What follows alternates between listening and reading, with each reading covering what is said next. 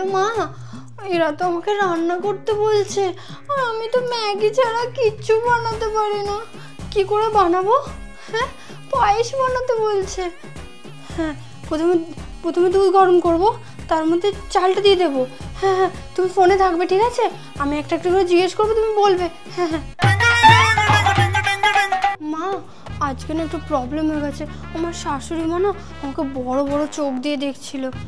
আরে শুধু উনি বললেন যে বৌমা, এটা তোমার শ্বশুর বাড়ি, এটা তোমার বাপের বাড়ি নয়। বাপের বাড়িতে তুমি বসে থাকতে, শ্বশুর বাড়িতে তোমাকে কিছু না কিছু কাজ করতে হবে।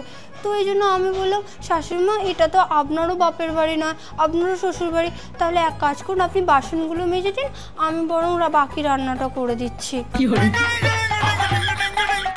মা, এরা আমাকে লিকার চা বানাতে বলছে। ওটা আবার কি করে বানায়? চায়ের দুধ না দিয়ে চা? এরা মানুষ তো মা। এই, শ্বশুর বাড়ির নামে এরকম বলতে নেই। ঠিক আছে বাবা, শ্বশুর বাড়ির নামে কিছু বলবো না।